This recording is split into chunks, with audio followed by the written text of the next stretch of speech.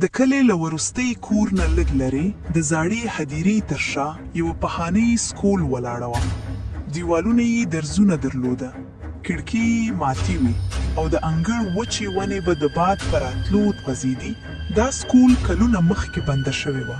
خلک به ویل چې هلته یو وخت ډېر ماشومان سبق ته راتلل، خو بیا یوه شپه ناڅاپه سکول تشه شوه. استاد ورک شو او له هماغې ورځې نه هېچا جرأت ونه کړ چې بېرته دننه لاړ شي. د کلي خلک یوه خبره تل تکرارولې: که د شپې له دې سکول نه قومي ترانه واورېدې، شاته مه ګورئ. په همدې کلي کې یو هلک اوسېدو، نوم یې یوسف و. یوسف زړور و، خو د رازونو مینوال هم و.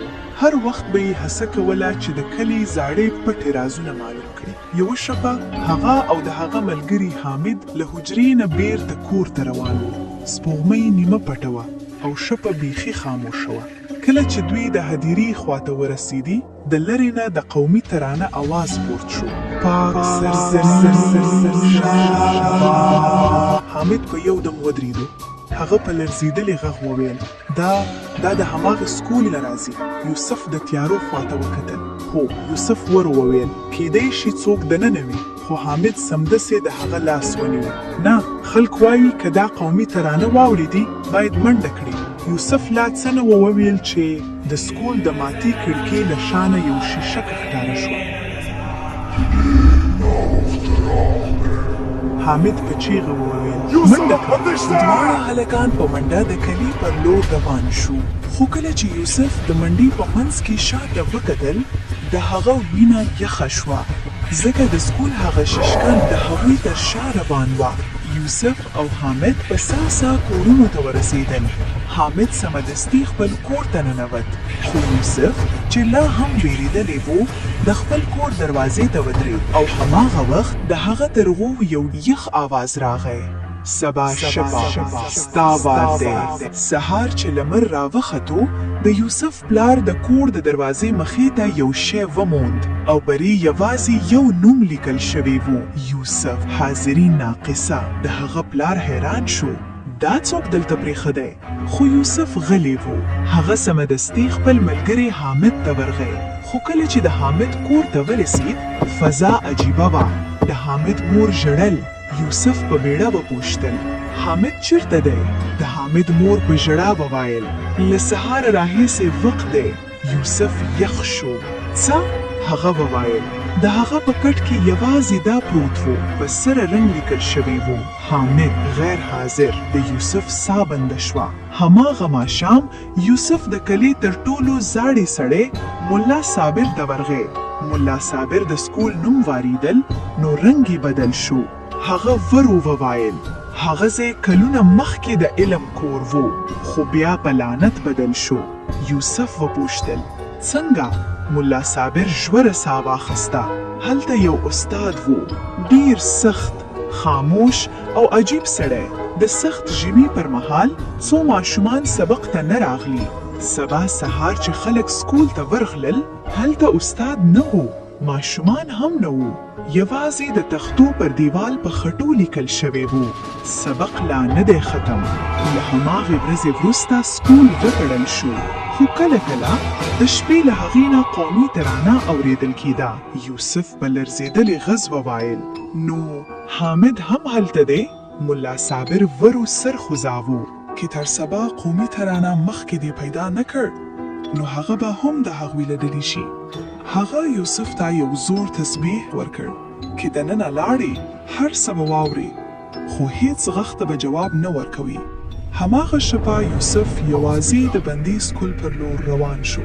هدیره خاموشه وه او سکول په تیاره کې لا هماغسې ولاړه وه. کله چې هغه دروازې ته ورسېد، دروازه په خپله خلاصه شوه. یوسف ورو دننه ننوت. د انګړ په منځ کې د ماشومانو څو بوټونه قطار ایښتي وو او د هغوی ترڅنګ د حامد چپلکې. یوسف ساه بنده کړه او هماغه وخت له تیارې دهلیز نه یو دروند مات غږ راغی: ټولګی شروع شو. یوسف د سکول په تیاره انګړ کې کنګل ولاړو. یوسف او ورو د غږ پر لور روان شو. دهلیز اوږد، تیاره او دړو نیولی و. د دیوالونو پر سر زړې تختې ژورند وې او پر څینو یې لا هم د ماشومانو نومونه لیکل شوي وي. خو کله چې یوسف د ورستني خونې دروازې ته ورسېد د هغه ساه بنده شوه. دننه د زړو لرګیو پر څوکیو ماشومان ناست وو. ټول یې چوپ وې، سرونه یې ټیټ وې او په منځ کې د تختې مخې ته یو اوږد ششکر ولاړ و. استاد هغه ورو ورو شا واړوله او یوسف چې د هغه مخ ولیدل وینه یې یخه شوه. د استاد مخ نیمه تور شوی و، سترګې یې ژورې او تشې وې او خوله یې داسې ښکارېده لکه د کلونو راهیسې مسکا پرې کنګل شوې وي. هغه په مات غږ وویل یوسف د خونې په کونج کې حامد ولیدل. حامد هم د نورو ماشومانو ترمنځ ناست و، خو سترګې یې سپینې شوې وې او حرکت یې نه کوو. یوسف په چیغه وویل حامد، خو حامد غلی و. استاد ورو ورو خپل لاس پر تختې پر لور پورته کړ. هلته په خېټو لیکل شوي و غیر حاضر مساوي ورک. استاد وویل چا چې درس ندی ویالی باید کشینی او ویوایی. یوسف سمدستي د ملا صابر خبرې را یاد کړې. هر غږ ته جواب مه ورکوه. استاد ناڅاپه په قهر چیغه کړه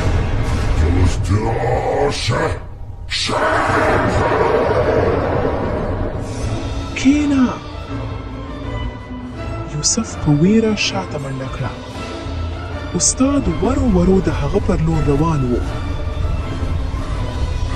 یوسف سمدستي تسبیح راوسته او آیت الکرسی په لو غږ لوستل پیل کړل. په هماغه شیبه استاد چیغه کړه لکه وچ خټه چې ټوټې ټوټې شي. ماشومانو هم یو ځای چیغې کړې او د تختې پر سر لیکل شوې جمله بدله شوه. اوس پرې لیکل شو زموږ حاضري بشپړه کړه. یوسف سمدستي پوه شو دا ماشومان بندي پاتې دي تر څو چې د استاد حاضري کتاب ختم نشي هغوی نه خلاصیږي. هغه سمدستي د استاد میز ته ورمنډه کړه. هلته یو زوړ درند حاضري رجستر پروت و. رجستر ورپورت کړ او د چراغ اور یې پرې وچاوه. کاغذونه سمدستي بل شوې. استاد داسې چیغه کړه لکه ټول سکول ولړزېد.